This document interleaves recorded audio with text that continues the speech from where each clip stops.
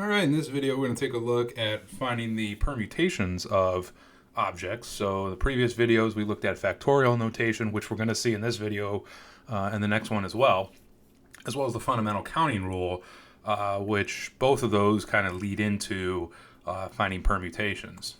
So once again, let's start with an example. This time we're in example 4. We have 5 people are competing for 3 prizes, and the prizes are $1,000, $500, and $100. So how many different ways can we award the 3 prizes here to 5 people? Now, one thing to keep in mind is that definitely would prefer to have the $1,000 prize versus the $500 prize. I'd be happy to get any of these 3 prizes, but if I had my choice as far as which one, I would want the 1,000, and most other people would as well. So for the $1,000 prize, we have 5 people available to win it. So 5 people for the $1,000. And then for the $500 prize, we have 4 left over because we've already awarded the $1,000 prize to somebody. So now there's 4 people left to get the $500 prize. And after we award that prize, that means there's only 3 people left to get the $100 prize. So notice now we're not using all 5 people like we did with the baseball lineup. This time we're stopping short because we only have 3 prizes to give away, and not everybody's going to win a prize. So using our fundamental counting rule, we have 5 times 4 times 3, or 60 different ways to award these 3 prizes to these 5 people. So some takeaways from this. First up, we had more contestants available to win prizes than we had prizes available. And what that means is we had 5 people to hand out 3 prizes to. So we could have 5 people with 5 prizes, kind of like having 9 players and 9 positions on a baseball team. We could have 5 people available and 5 prizes to hand out, but we can't have more prizes available than contestants. So if we had 5 people and 7 prizes to give out, what will we do with those other 2? So another thing to take away from that example is we had 5 times 4 times 3, which is fairly easy to calculate.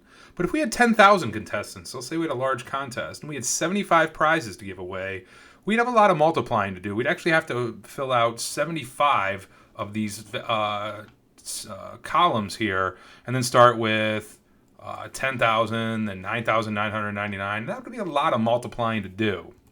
So is there an easy way to do it if that's the case? So there's nothing out of the ordinary of having, let's say, a raffle of 10,000 tickets and 75 prizes to give away.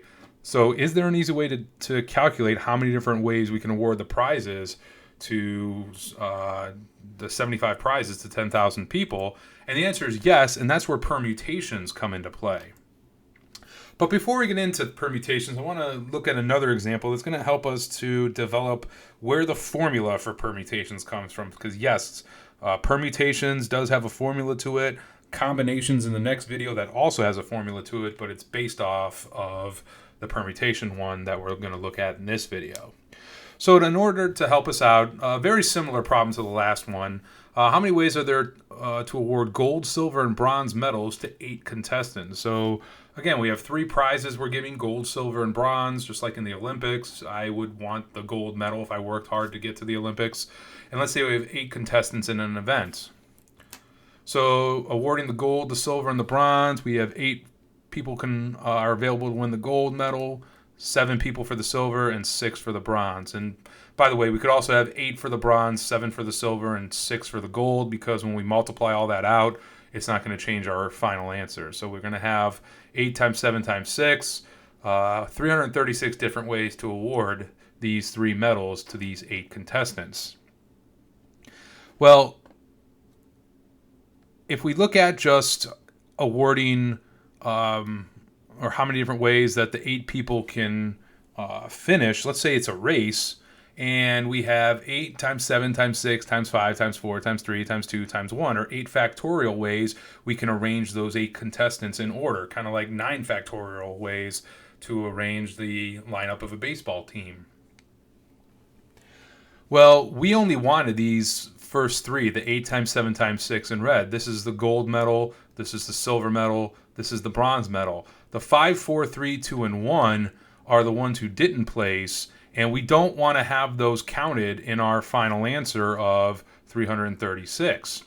So if we want to get rid of the 5, 4, 3, 2, and 1 that we're multiplying by, let's think, what can we do to get rid of the 5 times 4 times 3 times 2 times 1 that we're multiplying, so that way all that's left over are the 8, the 7, and the 6. Well, how do we get rid of numbers from multiplying? Well, we divide.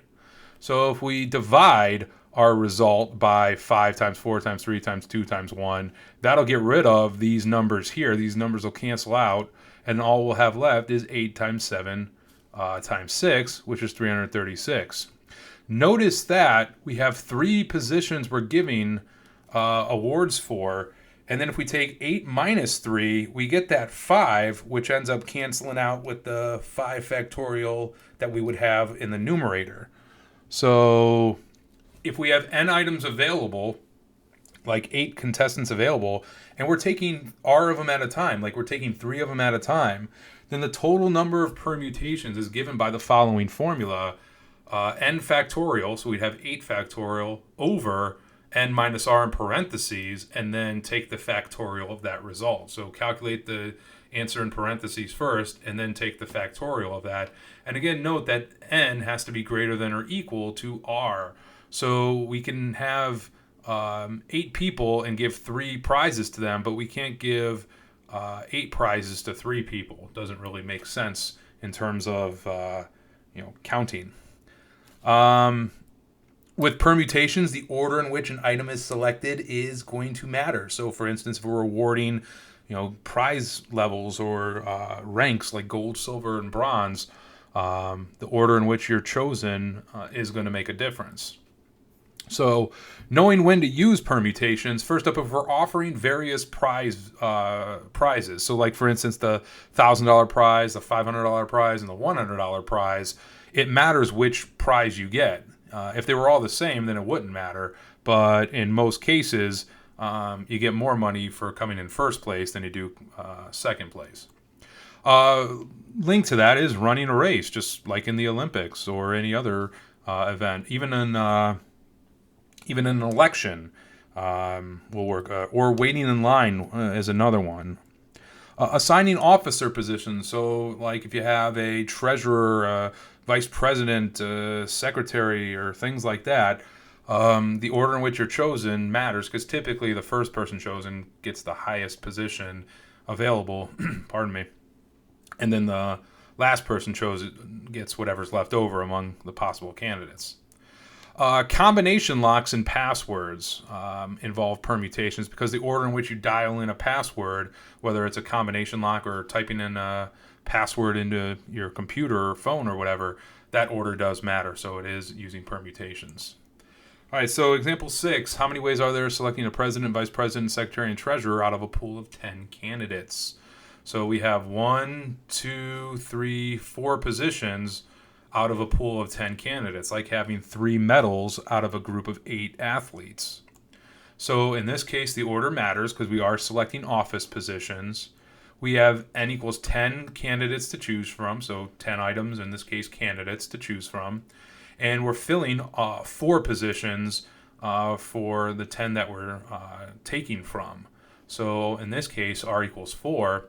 And we have 10p4 is 10 factorial over 10 minus 4 factorial. That's 10 factorial over 6 factorial, which is 5,040. In Desmos, to get permutations, you go into functions and then stats and then NPR, and then you can type in 10, 4, and there's your 5,040.